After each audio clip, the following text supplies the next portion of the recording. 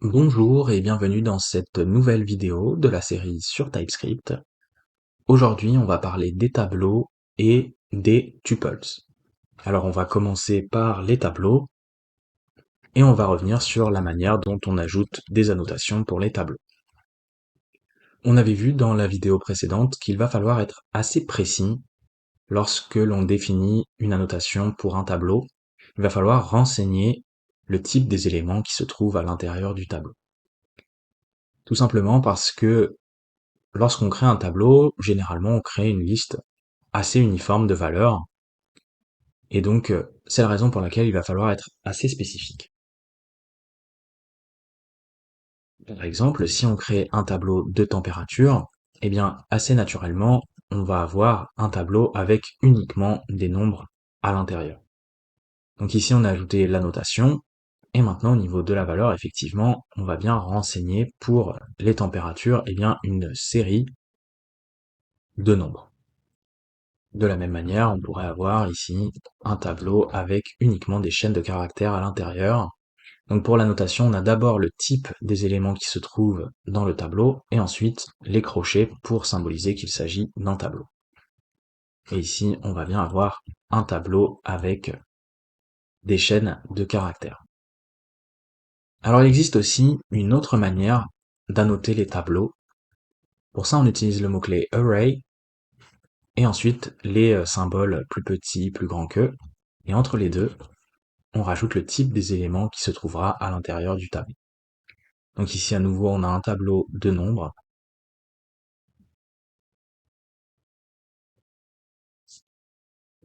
comme ceci. Donc c'est exactement la même chose que la première annotation, c'est juste la manière d'écrire qui est différente. Mais ça renvoie au même type. Alors on pourrait être aussi un peu plus large, un peu plus souple au niveau de la définition de nos tableaux. Par exemple, on pourrait créer un tableau de date. Et ici, au niveau de la notation, on pourrait utiliser ce que l'on avait vu dans la vidéo précédente, à savoir une union. Donc on a cette syntaxe avec la barre verticale, et on va avoir donc soit des dates, ou bien des chaînes de caractères à l'intérieur de notre tableau. Et donc effectivement, au niveau de la valeur, on renseigne bien soit des objets dates, ou bien directement des chaînes de caractères, comme ceci. Donc ici, on a un peu plus de souplesse au niveau des types des éléments qui sont dans notre tableau. On pourrait également avoir un tableau à deux dimensions, donc un tableau, deux tableaux, et au niveau de la notation, eh bien on va dire que pour nos tableaux de la deuxième dimension, eh bien ils vont avoir des booléens à l'intérieur. Donc ça c'est pour nos tableaux à l'intérieur du tableau. Et donc on rajoute bien ici une deuxième paire de crochets puisque on a affaire à un tableau à deux dimensions. Et donc ici on crée au niveau de la valeur un tableau qui va avoir à l'intérieur différents tableaux. Et dans chaque tableau, on a des booléens.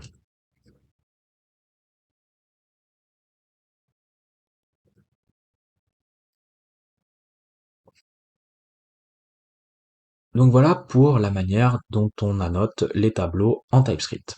Alors, on avait vu également que avec TypeScript, il était possible d'utiliser l'inférence. Donc TypeScript va être capable d'inférer le type des tableaux. Donc si on crée une variable cities sans annotation et que l'on renseigne ici des chaînes de caractères au niveau de la valeur, pour les éléments du tableau, eh bien TypeScript va être capable d'inférer et va savoir directement qu'il s'agit d'un tableau avec des chaînes de caractères. Et donc si on prend notre tableau cities et qu'on essaye de modifier le premier élément et qu'on essaye de renseigner par exemple un nombre, tout de suite on a une erreur puisque même si on n'a pas annoté directement, TypeScript sait que la variable cities est un tableau de chaînes de caractères. Alors de la même manière, si on crée ici un tableau avec les départements et que l'on renseigne par exemple des chaînes de caractères mais aussi des nombres pour représenter les départements, eh bien TypeScript va inférer et il va savoir qu'il s'agit d'un tableau avec une union, soit des chaînes de caractères, soit des nombres. Et donc ici, pareil, si on prend département et qu'on utilise la méthode push, on va pouvoir rajouter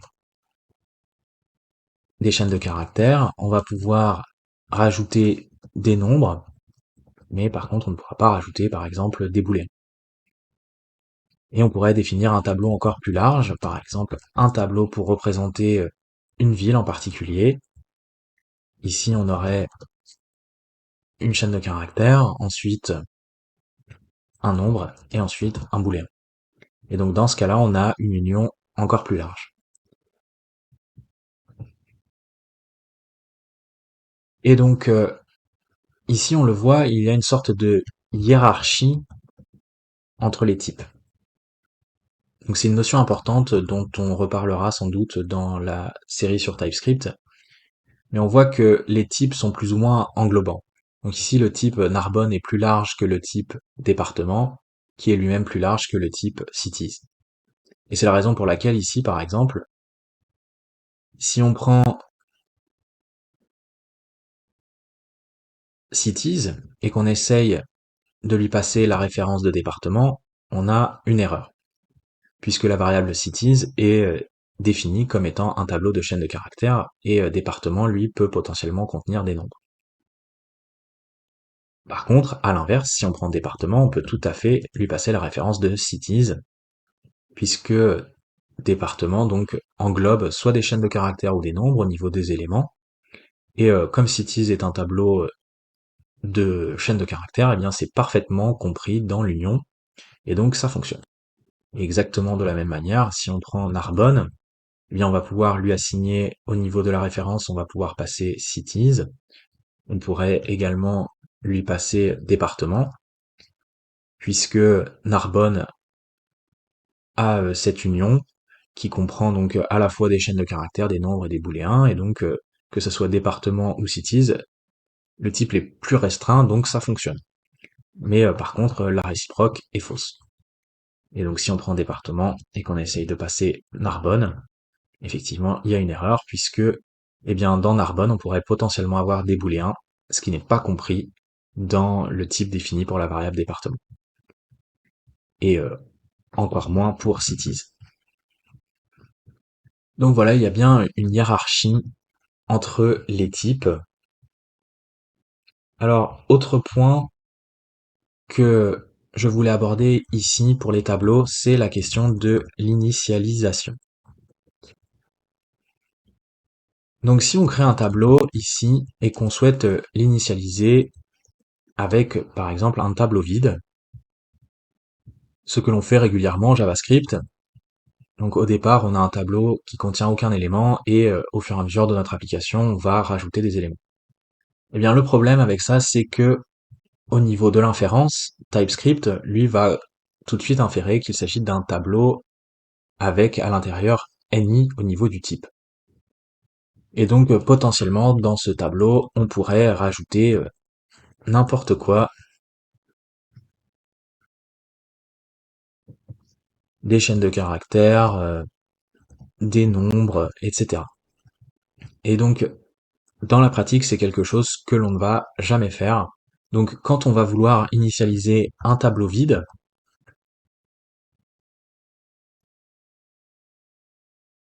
eh bien systématiquement on va toujours ajouter une annotation.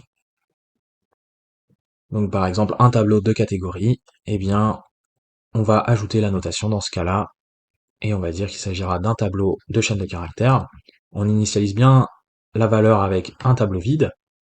Donc au début de notre application, on a un tableau vide, et on sait que par la suite, eh bien, quand on voudra manipuler ce tableau, on sera obligé d'ajouter uniquement des chaînes de caractères, et dans ce cas-là, eh bien, on ne peut plus utiliser, par exemple, des booléens pour les ajouter dans le tableau. Donc voilà, quand on initialise un tableau vide, on ajoute systématiquement une annotation. Enfin, dernier point sur les tableaux, c'est le fait que on peut tout à fait utiliser toutes les méthodes que l'on utilise normalement en JavaScript avec les tableaux, notamment les méthodes d'ordre supérieur.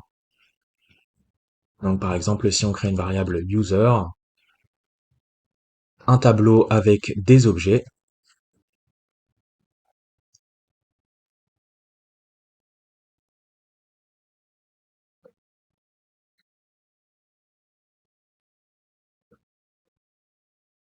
donc TypeScript a été capable d'inférer, il sait qu'il s'agit d'un tableau qui contient des objets avec deux propriétés, une première propriété name qui est une chaîne de caractères et une deuxième propriété age qui est aussi un nombre.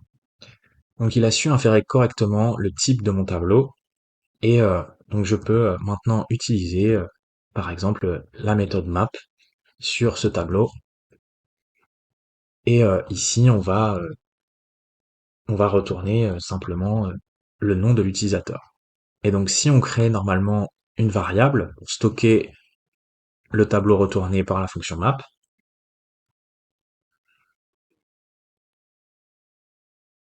eh bien normalement TypeScript va déduire, inférer le type et il a bien compris qu'il s'agissait dans ce cas-là d'un tableau avec uniquement des chaînes de caractères. Et si on duplique par exemple et qu'on récupère cette fois-ci l'âge, TypeScript comprend qu'il s'agit d'un tableau de nombres. Donc voilà pour les tableaux.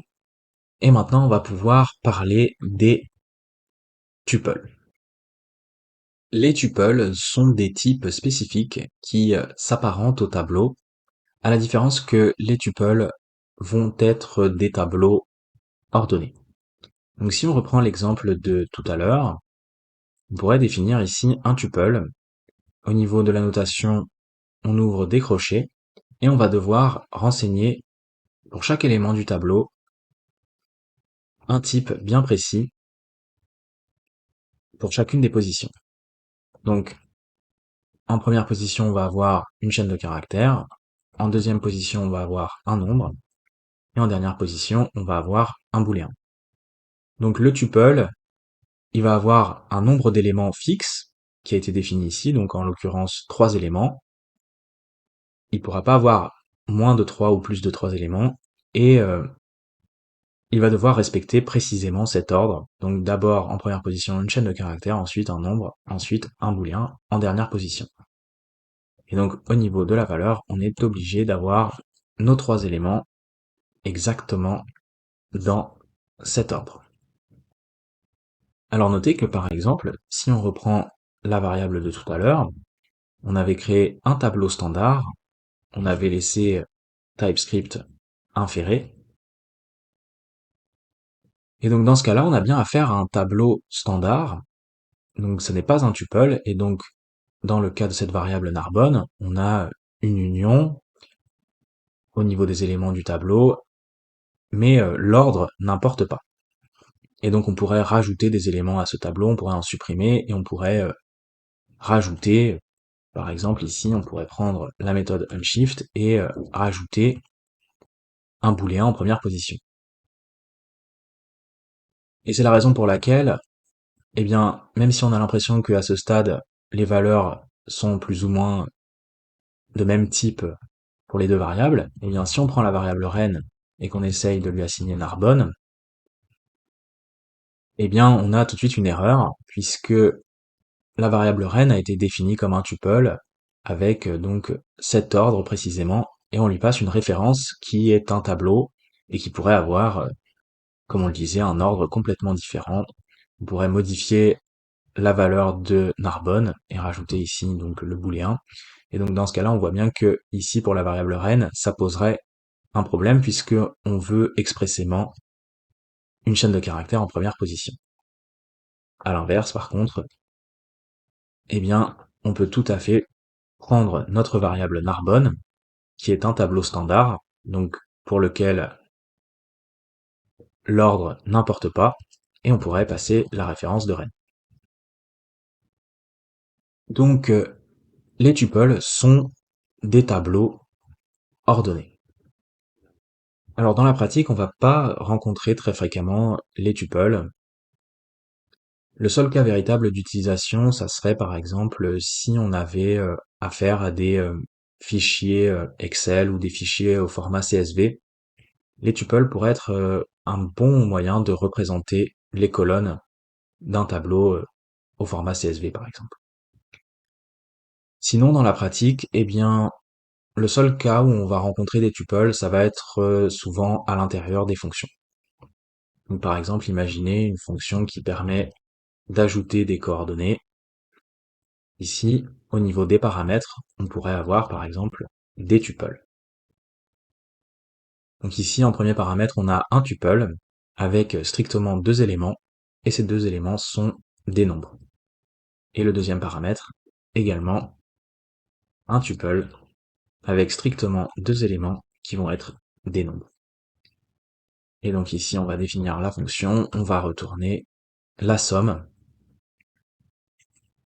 des coordonnées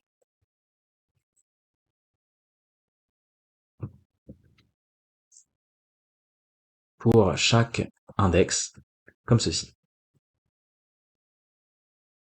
De la même manière, on pourrait aussi avoir un tuple au niveau de ce qui est retourné d'une fonction. Donc, par exemple, on pourrait créer une fonction qui permet de gérer des states de type string. Donc, une fonction string state. Ici, on va avoir au niveau de la valeur initiale pour le state une chaîne de caractères. Et on peut annoter également le type de ce qui va être retourné d'une fonction. Et donc dans ce cas-là, on va retourner un tuple, donc un tableau avec strictement deux fonctions. Une première fonction qui va retourner une chaîne de caractères, et une deuxième fonction qui va prendre en paramètre une chaîne de caractères, et qui ne va rien retourner du tout. Et donc, ici, au niveau de ce qui est retourné de notre fonction string state, on a bien affaire à un tuple avec, donc, au niveau du premier index, une fonction qui est un getter, et au niveau du deuxième élément, une autre fonction qui est, cette fois-ci, un setter. Et donc ici, on pourrait créer une variable à la portée locale.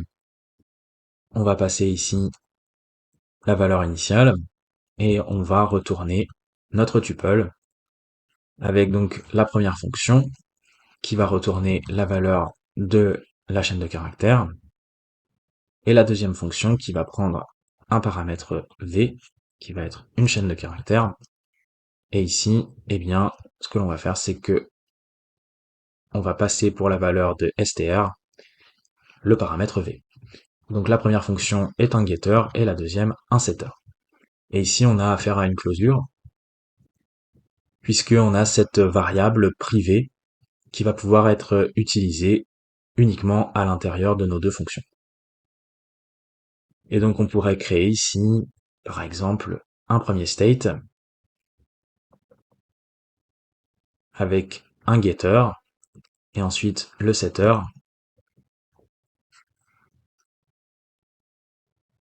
Et donc ici, on utilise notre fonction string state. Au niveau de la valeur initiale, on va passer Bob.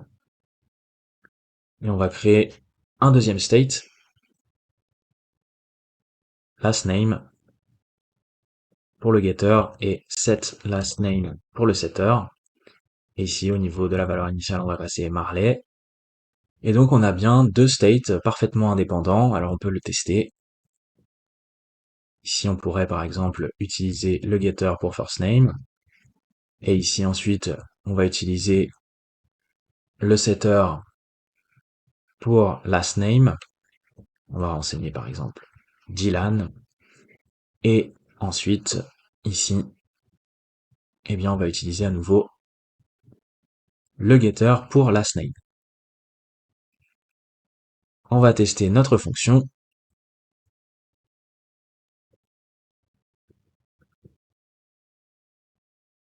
Et on a bien nos deux states qui sont parfaitement indépendants. Et donc dans ce cas-là, on a bien utilisé un tuple.